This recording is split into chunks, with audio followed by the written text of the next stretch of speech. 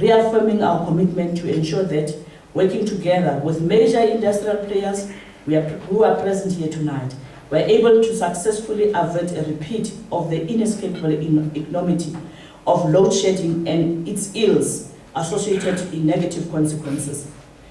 I just want to remind all of us that as early as the era of the White Paper on Energy Policy of 1998, through to the Energy Efficiency Strategy of 2005, a common thread of energy efficiency could be seen throughout all these major energy policy development processes. A target of 15% energy efficiency for industry and 12% nationally was set to be achieved by 2015. 2010, 2015 is 5 years' time. Will we be able to meet that target? We were encouraged by the fact that while the requisite and inevitable legislation and regulations were not yet in place, US industry, guided by a lodestar of an efficient and greener South African economy, deemed it necessary to trot ahead and lead by example by committing yourself to the spirit and letter of the energy efficiency. Ladies and gentlemen, I just want to remind all of us here that you remember, beginning of April, we were inundated and faced with the barrage of attacks from all over the world.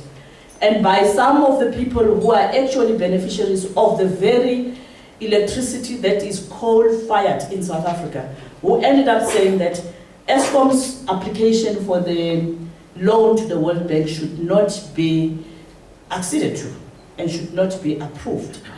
It was painful to be a leader in South Africa at the time when the world, both the UK, the US, were saying to us, it is South Africans who are saying we should not support the loan that Eskom is requesting from the World Bank.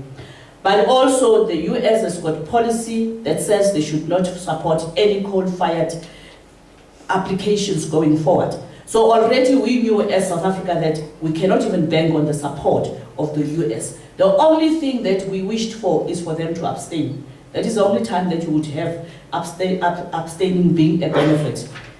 Yeah, I think in that regard, as well as in AIDS, abstinence is the best.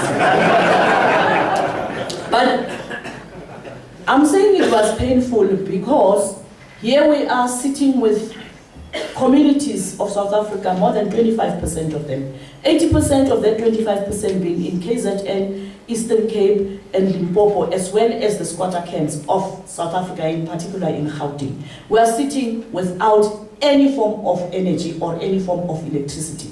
And yet we who have could go out and say, don't support the building of Medupi and Kusile, because if you do that, you will be supporting coal. And there was one time when I was asking, but where are the coal mining industry when they are so quiet? We are being attacked for their own benefits, because if they can stop mining coal, at least something will happen. But I just want to say that it's for us an important thing to raise, because as South Africa, together with China, Brazil, Mexico, the US, UK, Canada, France, Italy, and many others, we are part of the Carbon Sequestration Leadership Forum. And we have committed ourselves on the platform of the CSFL that we will invest our energies in R&D, in making sure that we can look at new ways of cleaning coal, because it will be irresponsible of us as leaders to say to those who don't have access to electricity as we speak that we are not going to use electricity. And yet at the same time we know we're still battling with the new technologies which are still very unaffordable. For example, we know that it is a big challenge in terms of the renewable energy space because of the technology not being massively taken up, that we have to roll it out. Right now, we've got a big challenge in our communities in South Africa. The very communities that I mentioned that don't have access to electricity. If you come to them with alternatives, they say, you in the urban centers have got access to electricity, you want us to look for the alternatives. Why don't you exchange? You take the alternatives and give us electricity.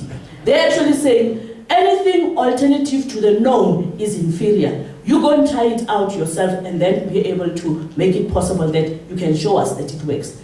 Already in KZN, where we have the solar home systems, people are starting to say, when it is extremely cold, when it is extremely cold and it is cloudy, I don't have access.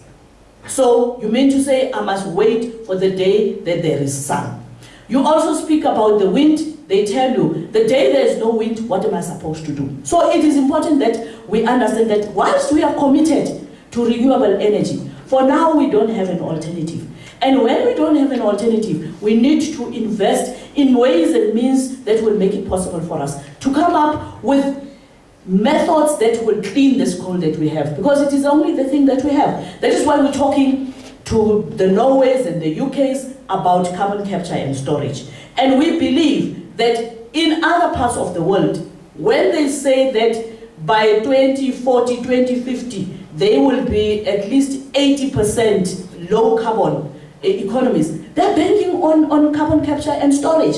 They're not saying away with coal. And I would want to appeal to some of our companies also who are supporting financially some of the NGOs who are equally part of the drive to say no to coal, to be able to give them a little education, because we realized during the World Bank loan processes that just a little education can make it possible for our people to understand where they come from.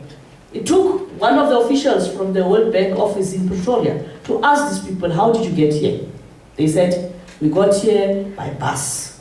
And you others, combis, cars and whatever. Do you know that that very bus is polluting equally like this coal? It's also fossil fuel driven. They couldn't believe it. But I said, no, they just told about electricity. So they won't tell you about the others, because they want you to be driving all over and talking to people, opposing one means whilst extending the other means. The UK was telling us, I had a meeting with the minister, where he says, we cannot say away with fossil fuel, because as we speak, there is no alternative to jet fuel. And we travel more by plane than any other thing. Jet fuel for the foreseeable future would be driven by fossil fuel. So I think it is those type of things that needs to inform us and look at our national interest. Many countries, before they even participate in anything, they think about what is in the best interest of their country. So we also need, at times when we come together like this, in platforms like this, we talk about how much we save, but we also need to talk about what is in the best interest of South Africa, so that we cannot be, confused by everybody else. We are also saying low carbon, but if we say low carbon now, what are we saying? Because it means every product that comes from our market will be traced on the amount of carbon that is in it. And you would know, Maurice, from the soil that needs to produce the apple, you are in it. So if we say low carbon, it means I can't buy an apple because I've got to calculate the fertilizer, but also how the fertilizer got to the farm. Fossil fuel driven, everything up to include that apple to my table. So it means ultimately we're not going to eat. How many of our people are going to lose job in the transportation, packaging, up to the farm worker that is working on the farm? So it is those things that must inform us. I've been elected on a platform of decent and sustainable jobs for the people of South Africa.